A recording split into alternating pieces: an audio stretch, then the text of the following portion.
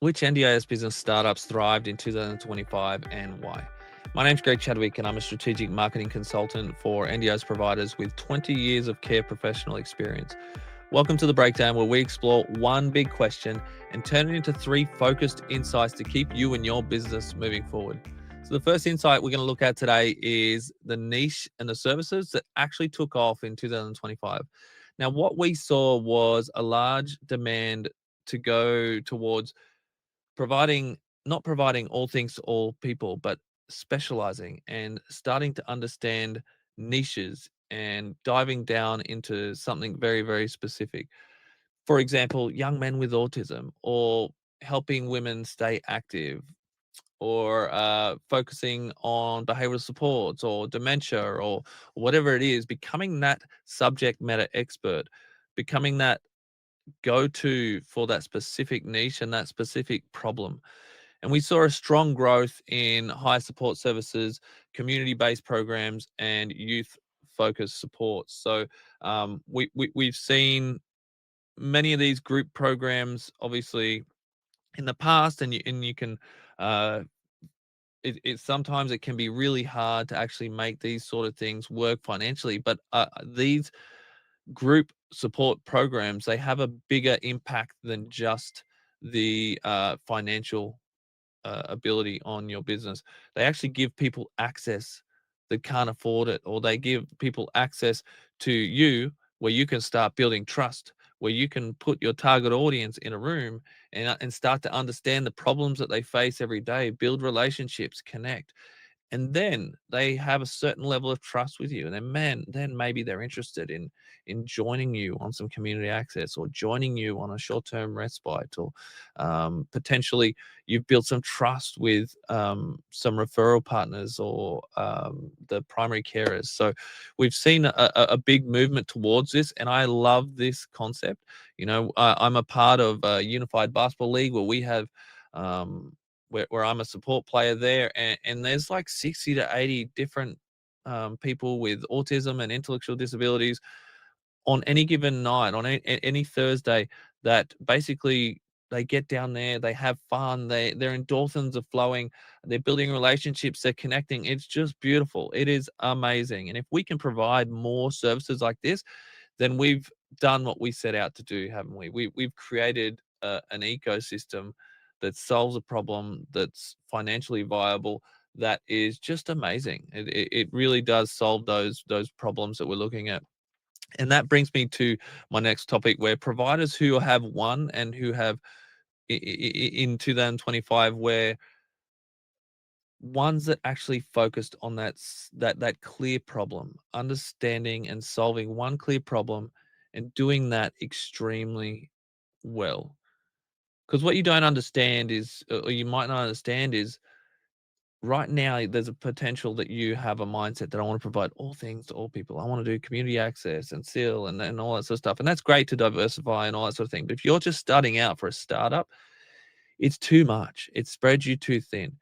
And you would be better off to go out and do some research on who are some community events around that I can actually get involved in. That let's say if I'm supporting young men with autism and intellectual disabilities, how can I really understand these people, understand them and their identity first before their diagnosis? And then, okay, let's look at their diagnosis and understand what are the problems that align with that. Because, you know, often there can be multiple issues for someone. When we talk about someone with autism and intellectual disabilities, that doesn't mean they don't have um, need support for mental health.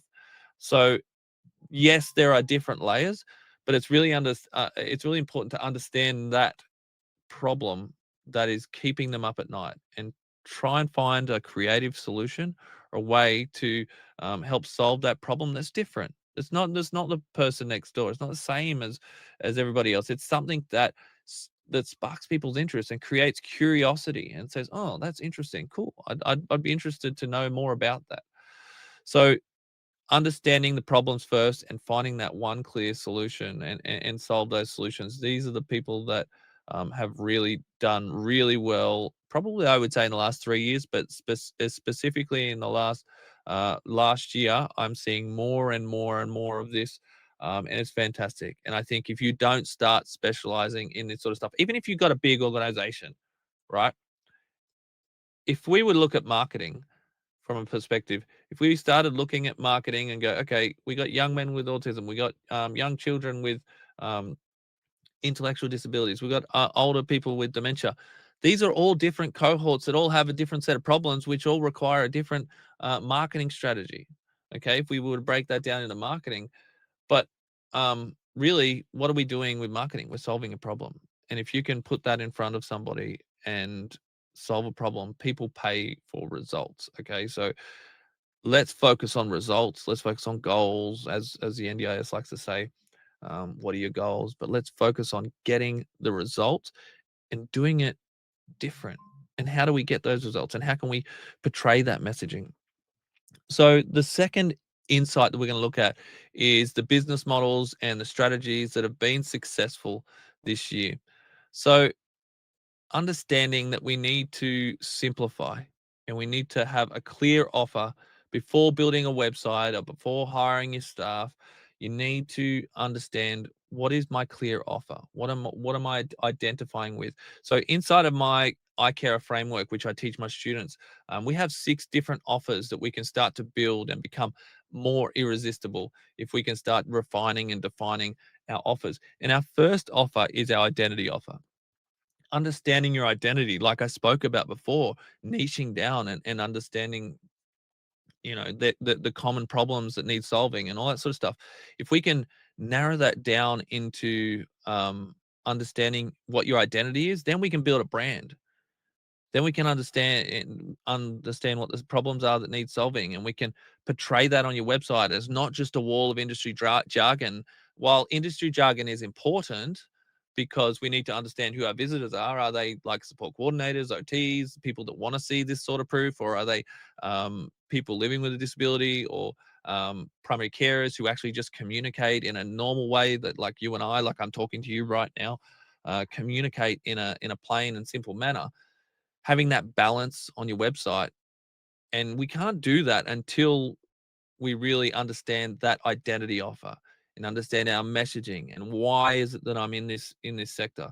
Then we can dive in and look at other different offers, like retention offers and attraction offers, and all these types of offers within my iCare framework. And these are the businesses, these are the strategies. That's one strategy that's really been helpful for people this year. Another strategy is diving into local trust. Okay, so yes, people like to go out and add a whole heap of people on LinkedIn and add as many as people as you can, but your target market or your referral partners and all that sort of stuff, if you're in Gold Coast, they're not in Western Australia. Maybe one day they will be, but not right now and not for a few years. So focus on building relationships and trust, genuine relationships and trust in your local area. And you can do this by obviously meeting in person. One of the best ways is just meeting people, other providers, OTs, occupational therapists, going to networking, walking into expos and meeting everybody at each expo desk. Many, many ways, even giving people a call, cold calling, and just saying, hey, we just started up. I'd love to build a connection. What do you guys do? Building some, can we get together and have a coffee? Building some relationships that way in person. The other way is through our digital presence. So Google Business Profile, number one. If you don't have that, please reach out to me. I'll send you a free video, really easy to set up, and you can start building social proof. You can start getting testimonials. You'll actually start appearing in your local search, and you'll start building some trust, and it'll give you presence, because 95% of people in this sector will, or in any industry, will read a review before they actually choose any kind of business. So really, really important is to start building trust. And then we look at your website and we build nurture sequences through that. And we can get some testimonials, or um, we can display some of our attraction programs that I was just talking to you about, those group programs, what makes us different. You can identify our messaging so that when somebody lands on that website, immediately they have clarity, they build a connection, and you build credibility with them. And that's our 3 C's when we're looking at website design. If you can do those 3 things on your website, that's fantastic. And then once that's done there, we can also build some more trust by simply building out your digital presence. So when somebody Googles your business name, what comes up? Do other businesses come up, or do you actually take up that first 10 results so that nobody else comes up and they can immediately see that you guys have a solid digital presence? You've been around for a while. You understand it. When they look at your YouTube videos, it aligns with your messaging. It aligns with the people that are reading it. Okay. So building trust is the strategy that has been working the most for 2025, because the rule in this sector is nobody trusts you. Nobody knows you. Then why would they want to work with you? Right now, you're probably sitting there saying, how do I get clients? I can't get any clients. How many connections do you have? How many conversations do you have with people every day? These are the things that really, really matter in this sector, is connections and conversations. And consistency matters as well. So one message, one audience, one offer. Okay. Don't spread yourself so thin if you're a startup. Don't try and focus on supporting everybody, because I promise you, if you don't have connections from referral partners and all that sort of stuff, you might get one client accidentally and then stumble on another client. But there is no consistency here. There's no momentum. You won't build enough to actually build a sustainable business. Okay. We need to understand our messaging and pump that all over social media. Make sure our staff are aligned with that. They believe in it. The community believes in it. You believe in it. Okay. This isn't just a cookie cutter business where I can just buy it off the internet and come in and go, oh, I'm going to get clients. Okay. This is something that you are the personal brand. You are the one that is building this. The staff will follow you.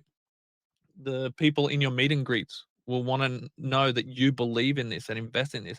Because if you don't, people sniff that out really, really, really well. I think better than any industry that I have ever seen. And I think that is because um, there's probably been some trust issues in the past, but I actually think it's because we're carers. We all come from a background of caring, and I think inherently that comes with a certain level of intuition, where there's just something off about that guy that I just don't trust. I just don't know about him. There's something weird.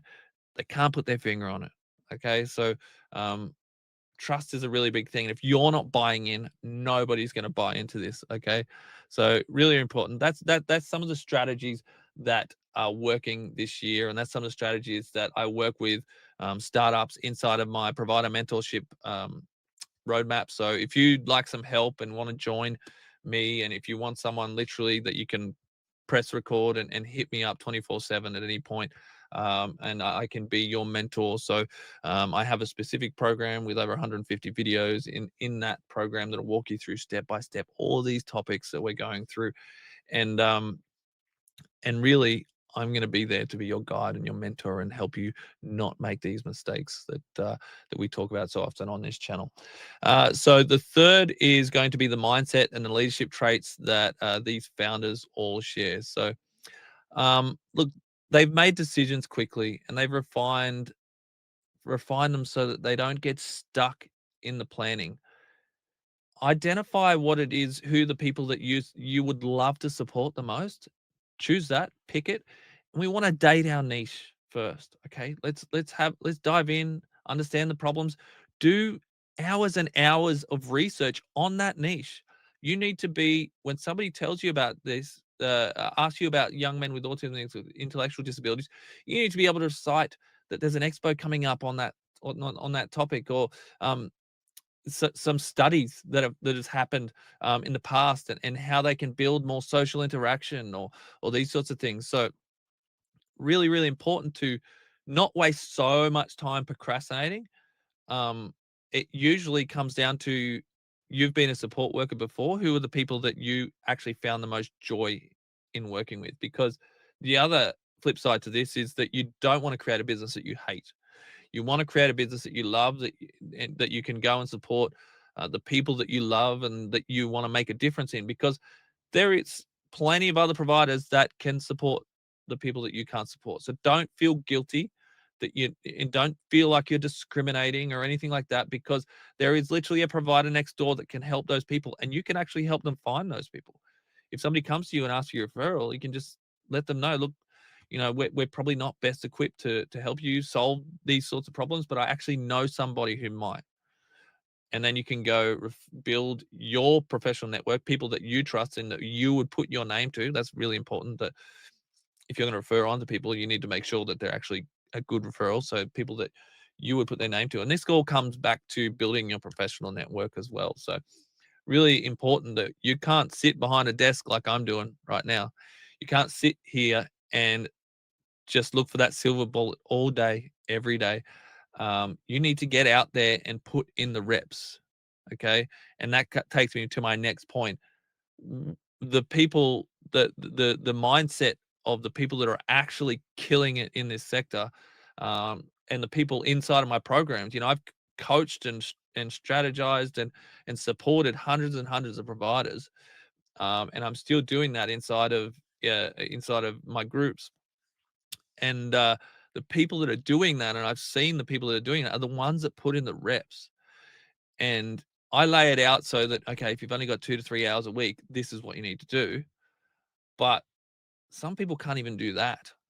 Okay. If you can't commit 2 to 3 hours on your business per week, you maybe shouldn't start an NDIS business. You maybe should focus on being a support worker, because there's nothing wrong with that.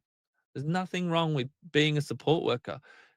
Running an NDIS business and starting an NDIS business is not for everybody. Okay. Yes, some people have that entrepreneurial spirit and they want to do that and want to build and they want to grow. But it is a big commitment, especially in the beginning, until you can start actually buying back your time early on in those first, 1, 2 to even 5 years. It can be a slog. If you've got the right guidance, I would say yes, shortcut it 1 to 2 years. But if you're doing this all yourself and you don't want to get any guidance, it could take you 5 years before you actually start figuring things out and you have a clear line of sight, of what you actually want to do and what you want to achieve. So they're not just putting in the reps, they're building relationships, they're building reputation, and they're being reliable. The best ability is availability. So make sure you're available. If you get an awesome lead come in and you can't actually provide that support, then I mean that's a dead lead. It's gone. Building your reputation, it can take years to actually build a reputation and only 5 minutes to lose it. Ensure that you're doing everything the right way. Ensure that you're putting your best foot forward all the time, because you don't want to start building momentum and then all of a sudden you lose it. And it's going to take you twice as hard to actually get back uphill. And relationships. It all comes down to relationships in this sector, really. I know it's uncomfortable for many of us. I'm a super introvert. Um, it's difficult for me to get up on stage and talk in front of hundreds of people. It's difficult for me to walk into a networking event and say, hey, what do you do? It's not like, it does get easier over time for sure, and those first few times is tricky, but you don't know what you don't know yet. And all you have to do is walk into an NDI, a networking meeting, and just say, hey, my name's Greg, what do you do? If you've got that in your arsenal, you'll figure it else out from there. You'll fail. Yes, you'll fail a bunch of times. I live in failure. I love failure because that's where we succeed. So don't worry too much about feeling nervous or anxious or anything like that, because we do have to get comfortable with being uncomfortable. And to be honest, I am always nervous going into those situations. I'm an introvert. I'm someone who has neurodivergency, and yeah, I've always got those stomach butterflies. But looking back on my previous basketball career, I always had those stomach butterflies going into a basketball game and stuff as well. I missed that. So just enjoy that. Enjoy that this is what it feels like to be alive, to feel nervous, to get out of the box, to grow. Every time you walk into a networking event or anywhere, and you meet a new person, you've grown that little bit. Every time you extend a hand or an olive branch and ask to shake their hand and say, hey, what do you do?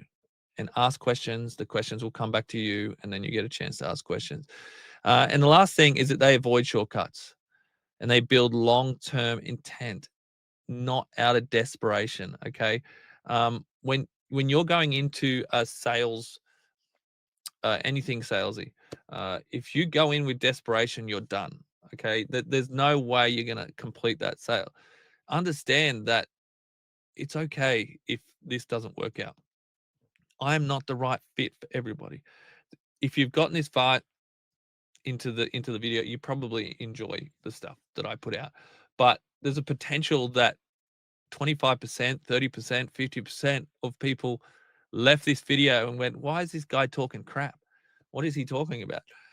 So just understand that there's no shortcuts, and we really need to focus on one step at a time. Don't think you're going to start. And these legitimately, this is a true story. I've had people come to me and say, I need to earn $140,000 in the next 3 months. So I want to start an NDIS business. Sorry, you're in the wrong business. Okay. This industry takes a certain level of care, and that acting out of desperation, I don't know what I can tell you. I can't get you $140,000 in the next 3 months. Is getting $140,000 in the next year achievable? Yeah, probably. I've definitely helped people in 4 months build their business to $100,000. But they're outliers. They're not something. They're the people that actually commit and build their business and grow, and commit every single day and go through the process. If you're not willing to put in those reps, and you're not willing, and you're just constantly looking for that silver bullet, the journey's going to be a little bit longer for you. I'm not saying you're not going to make it, but it's going to be a little bit longer until you get that aha moment, those insights. So, and I'm hoping that's what this video series, the breakdown, is going to do for you guys, is just give you a little bit of aha moments that's interesting, a little bit of perspective from my point of view as someone who is a provider, as someone who's been in the sector for 20 years, who has a digital marketing agency for the last 17 years, and someone who really gives a crap about this industry, who wants to see every one of you guys succeed, as long as you're focused on helping participants first, and you're focused on building relationships and connections. So thank you so much for listening. I look forward to seeing you guys in the next breakdown. If you got any value out of this at all, please like, comment, subscribe. And if you want a copy of my Provider Accelerator Masterclass at all, find me on Facebook, reach out to me on email, wherever you can find me. I'm everywhere. And yeah, thank you so much. Keep caring, guys. See you in the next one.